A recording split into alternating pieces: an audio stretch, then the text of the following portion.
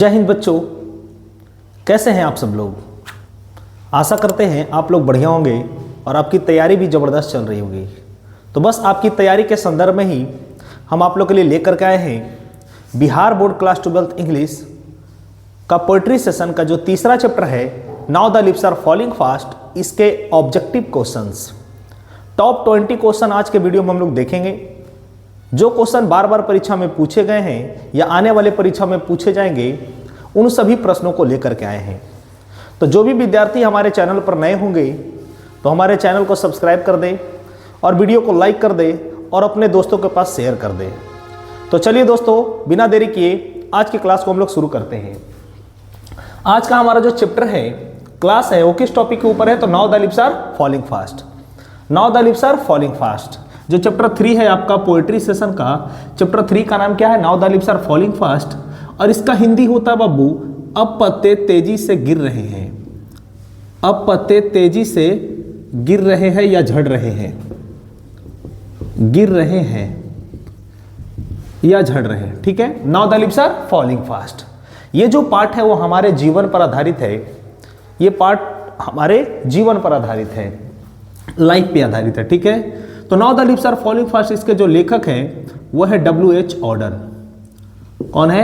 W.H. Orton. याद रखना है, इनका जन्म हुआ था बाबू 1907 को, इंग्लैंड में इनका जन्म हुआ था और निधन हुआ था 1973 में, इंग्लैंड में ही।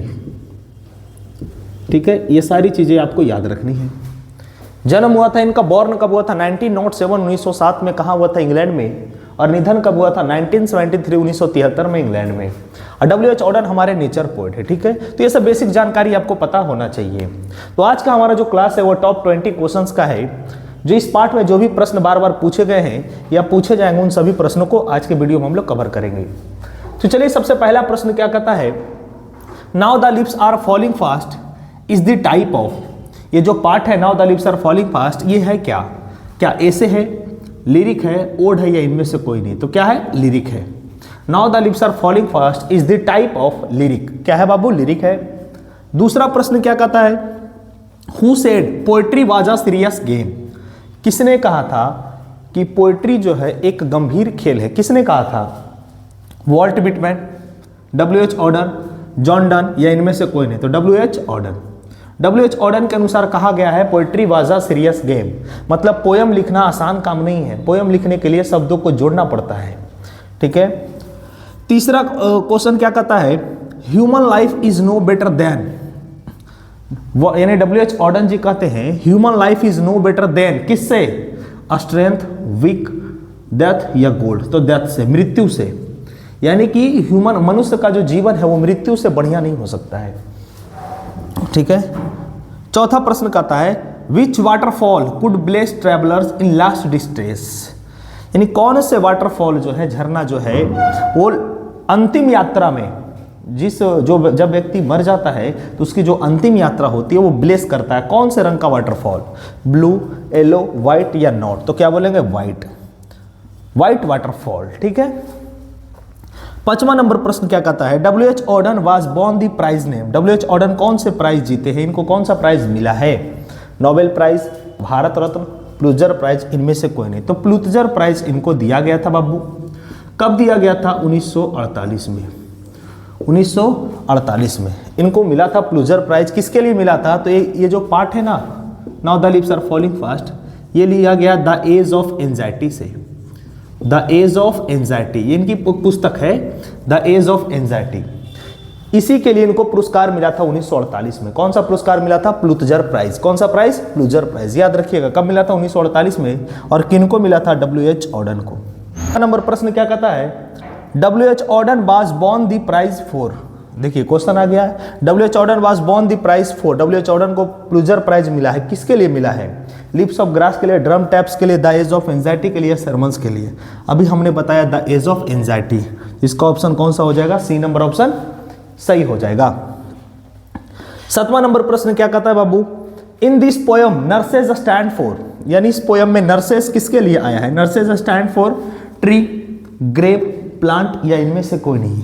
तो नर्सेज का मतलब होता है प्लांट। नर्सेस किसके लिए आया? प्लांट के लिए आया। आप नर्सेस फ्लावर ऐसे समझ सकते हैं जैसे बड़ा पौधा है, बड़ा हमारा पेड़ है, सॉरी ये बड़ा हमारा पेड़ है बाबू, तो इसके बगल में जो छोटे छोटे पौधे होते हैं, ये जो छोटे छोटे पौधे होते हैं इन्हीं को हम लोग बोलते हैं नर्सेस फ्लावर। Nurses flower. तो आपसे क्वेश्चन पूछता है कि नर्सेस फ्लावर मीन्स, तो प्लांट। क्या होता है? प्लांट होता है। ठीक है, तो हमने 7 प्रश्नों तक देख लिया। चलते हैं 8वां नंबर प्रश्न क्या कहता है। चलते हम लोग 8वां नंबर प्रश्न पे कि 8वां नंबर प्रश्न क्या कहता है। देखिए यहां पर लिखा है nurses flower gone to the. Nurses flower means क्या बताए थे हम पिछले क्वेश्चन में देखे थे? नर्सेस फ्लावर मीन्स होता है प्लांट। क्या होता है? प्लांट। तो यही कह रहा है कि nurses flower gone to the. Nurses flower कहां जा रहे हैं? प्लांट में जा रहे हैं, होम में जा रहे हैं, ग्रेव में जा रहे हैं, इनमें से कोई नहीं। क्या होगा? ग्रेव। जो छोटे छोटे हमारे पौधे हैं वो कब्र में जा रहे हैं। कहां जा रहे हैं? कब्र में। तो nurses flower gone to the grave. 9वां नंबर प्रश्न क्या कहता है? How many total lines are there in this poem now the lips are falling fast. Now the lips are falling fast में टोटल कितनी लाइन है? 24 लाइन है, 40 line है, 42 है या 20 लाइन है? कितनी लाइन है? 20 लाइन। ये 20 लाइन का हमारा पार्ट है बाबू। अगर अस्टेंजा पूछे कि अस्टेंजा कितनी है, तो अस्टेंजा है 5, सॉरी हाँ ठीक है, अस्टेंजा है 5। ईच अस्टेंजा में कितनी लाइन है? ईच अस्टेंजा में 4 लाइन है। कितनी लाइन है? 4 लाइन है। टोटल कितनी लाइन है? 20 लाइन। याद रखना है। 10वां नंबर प्रश्न क्या कहता है? Which things rolling on. Which things rolling on, कौन रोल कर रहा है इस पार्ट में? Prams, pen, ball, cup. Prams. Prams means होता है 4 पहियों वाली बच्चों की गाड़ी। 4 पहियों वाली बच्चों की गाड़ी को हम लोग बोलते हैं प्रेम्स। 4 पहियों वाली बच्चों की गाड़ी। याद रखना बाबू। Prams go rolling on. Which things rolling on? Prams. ठीक ना? Prams dash on rolling on. Question कैसे भी पूछ सकता है, आप याद रखिएगा। विच थिंग्स रोलिंग ऑन क्या बोलेंगे? प्रेम्स। ठीक है, प्रेम्स का मतलब होता है 4 पहियों वाली बच्चों की गाड़ी। जैसे बच्चे का जब जन्म होता है तो छोटे जो 4 पहियों के जो 4 चक्का वाला जो गाड़ी होता है उस पर बैठाया जाता है, उसको घुमाया जाता है, उसी को बोलते हैं प्रेम्स। 11 नंबर प्रश्न कहता है in this poem whispering never means. इस पाठ में विस्परिंग नेवर क्या है? तो विस्परिंग नेवर का मतलब क्या होता है? Grave, plant, messenger of death, इनमें से कोई नहीं। मैसेंजर ऑफ डेथ, मृत्यु का दूत या मृत्यु का देवता, मैसेंजर ऑफ डेथ को बोलते हैं। और मैसेंजर ऑफ डेथ किसका अर्थ होता है? विस्परिंग नेवर का। विस्परिंग नेवर मीन्स होता है मैसेंजर ऑफ डेथ। याद रखना बाबू, विस्परिंग नेवर मीन्स होता है मैसेंजर ऑफ डेथ। 12 नंबर प्रश्न क्या कहता है? In this poem nightingale is. In this poem nightingale is. Nightingale मतलब बुलबुल। In this poem nightingale is dash, weak हो गई है, स्ट्रांग हो गई है, फ्लाई उड़ गई है, या डंप हो गई, चुप हो गई है। डंप हो गई है, डंप।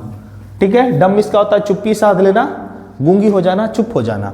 तो Nightingale is dumb. Nightingale is dumb, याद रखना है। 13 नंबर प्रश्न करता है who run scolding for their food in this poem. इस पाठ में कौन भोजन के लिए एक जगह से दूसरे जगह जाता है? कौन जाता है? एनिमल जाता है, मैन जाता है, ट्रोल्स जाता है, या प्लांट जाता है? तो ट्रोल्स। कौन जाता है? ट्रोल्स। ट्रोल्स एक प्रकार की जाति है, एस्केनेडिवियन की एक जाति है। जगह का नाम क्या है? एस्केनेडिवियन। एस्केनेडिवियन एक जगह की एक जाति है ट्रोल्स, जो देखने में थोड़ा सा डरावना टाइप का लगता है ना। इसका मेन आहार होता है बाबू फूल और पत्ते। फूल और पत्ते, ठीक है, क्योंकि एक समय ऐसा भी आता है कि वृक्ष में पत्ते नहीं होते, ना सूखे पत्ते होते ना हरे पत्ते होते, होता है कि नहीं? यानी पेड़ जो है पूरा बंजर लगता है देखने में। तो ये भोजन की तलाश में एक स्थान से दूसरे स्थान तक जाते हैं, सरवाइव करते हैं। ठीक है, तो वही चीज है। तो उसको हम उस जाति को हम लोग क्या बोलते हैं? ट्रोल्स। ट्रोल्स जाति। ठीक है, तो याद रखना है who run scolding for their food. भोजन के लिए कौन एक स्थान से दूसरे स्थान तक जाता है? ट्रोल्स जाता है। ठीक है, 14 नंबर प्रश्न क्या कहता है? 14 नंबर प्रश्न इन this poem active hands must. इस पार्ट में जो एक्टिव हैंड है वो क्या हो जाता है? कमजोर हो जाता है, धीरे हो जाता है, तेज हो जाता है, या फ्रीज हो जाता है? तो फ्रीज हो जाता है। ठीक है, and the active hands must be freeze. Must be freeze, यदि आप लोग पाठ पढ़े होंगे तो उसमें साफ साफ अक्षरों में लिखा है कि एक्टिव हैंड्स क्या हो जाता है? फ्रीज हो जाता है, जम जाता है। और ये कब होता है? जब इंसान मरता है छोटू।